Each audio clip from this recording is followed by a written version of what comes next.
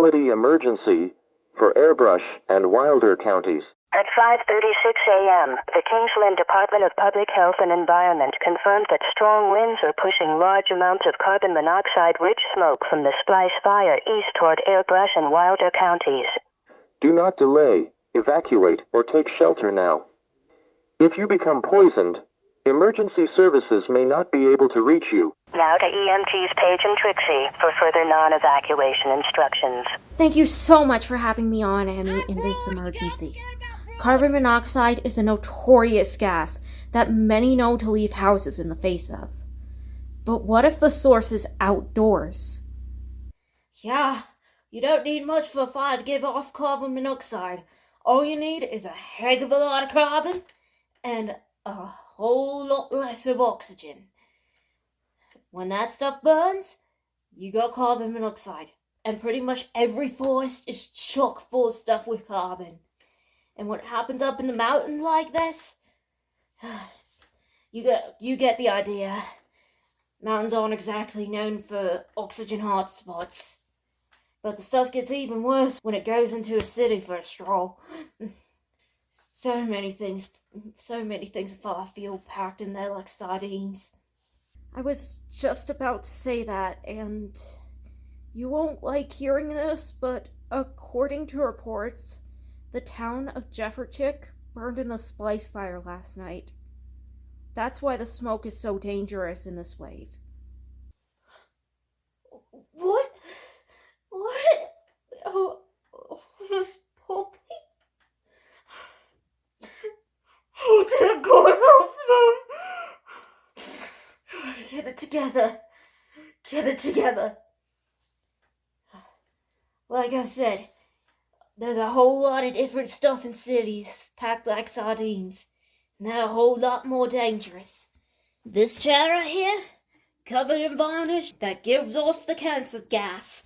And all the couches and foam furniture in your home, that polyurethane we all love,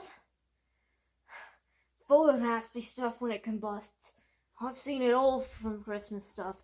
Cyanide, formaldehyde, all the other nolenide chemicals you don't want in your lungs.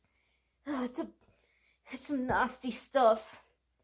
In fact, a lot of the house fires caused today, someone's cigarette fell on the couch out of the ashtray and just caught everything on fire. One of my first jobs was someone like that. Chain smoke with mom and her whole family. My gosh, I'd be sick. You have no idea how fast I can spread. But they didn't have to worry. Like, the smoke. You don't smell anything when you're asleep. They inhaled the smoke fast and it killed just as quick. They didn't even know a thing. You have no idea how hard it is to tell the remaining family members that no part of their loved ones was left that could possibly be recognized. I need a break. It's gonna be okay.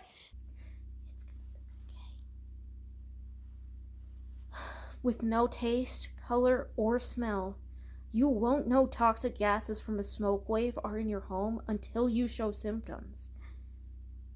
These gases can enter the home even when the majority of smoke can't.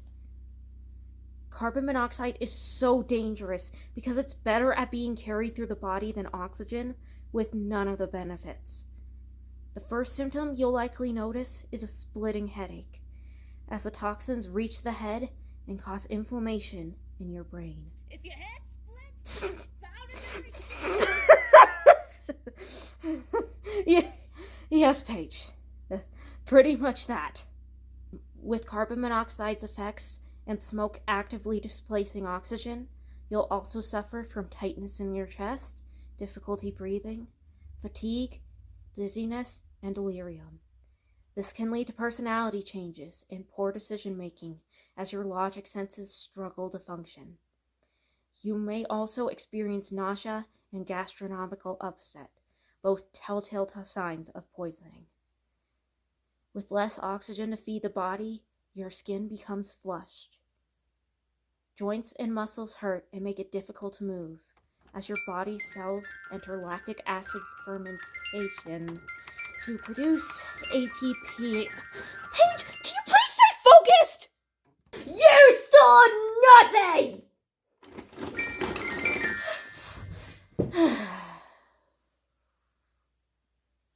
In this state, it's very easy to pass out, which could cause serious injury if you fall in the wrong spot. Beyond that, victims will constantly express a need for sleep or rest, especially at higher levels of exposure. Left unchecked, this can lead to a coma, cardiac arrest, respiratory failure, seizures, suffocation. And not being live! Paige! At its highest levels, carbon monoxide poisoning can kill in minutes, though these levels aren't typically reached in smoke waves like this. Most of the time, they're from the sources you'd expect: faulty heaters, blocked vents in the winter, anything you can think of inside your home. People with respiratory problems in the face of a smoke wave or air quality emergency should evacuate immediately. Lot worse than chewing on the asphalt, that's for sure.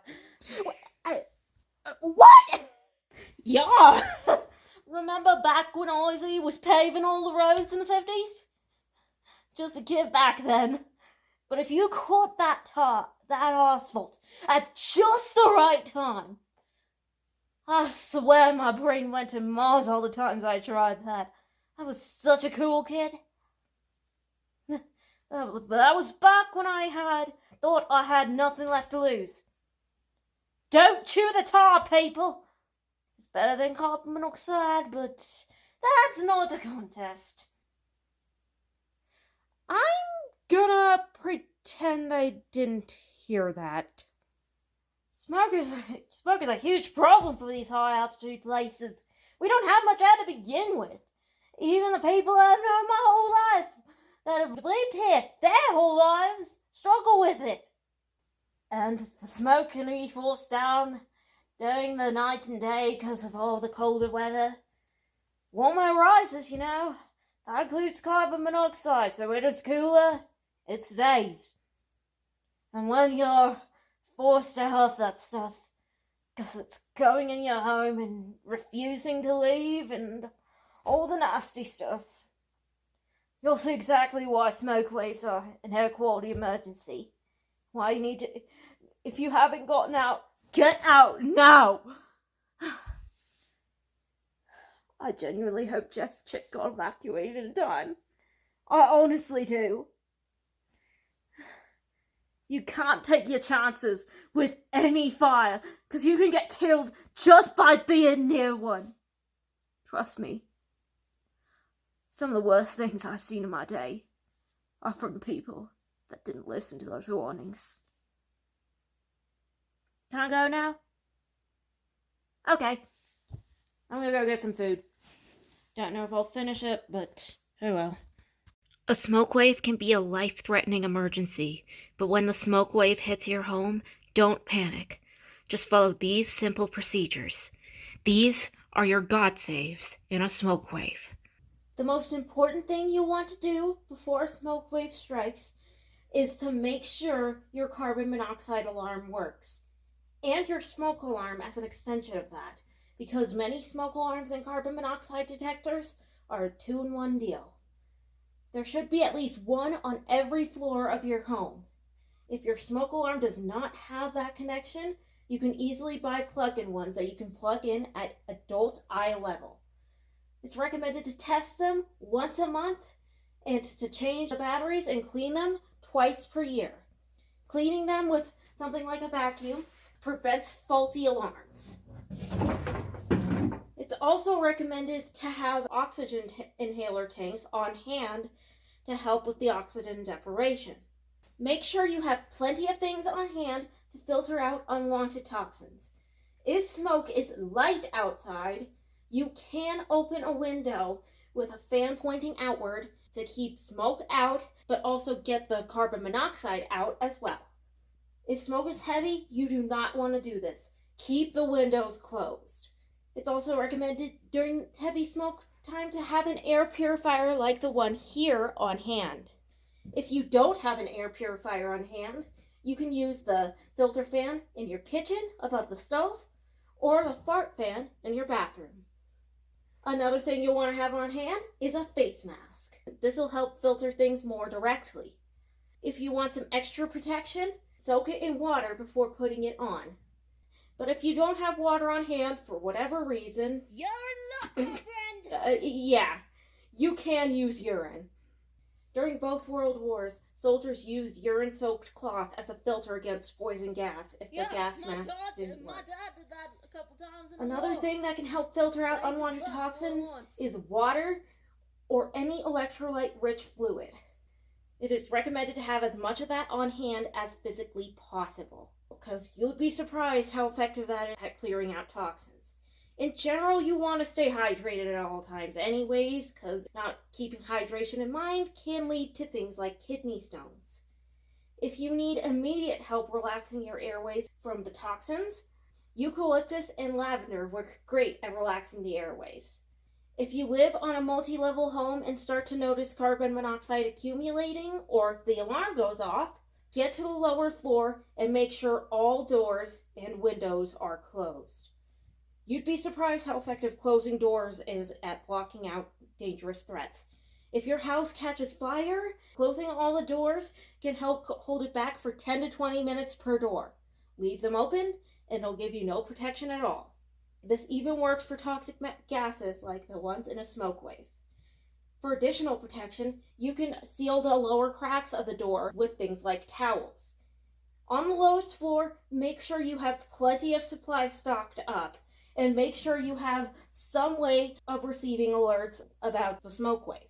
Either a battery-powered radio, my preference being the NOAA weather radio, or your phone or TV will work well as well, though they don't receive the same alerts that you'll get via radio.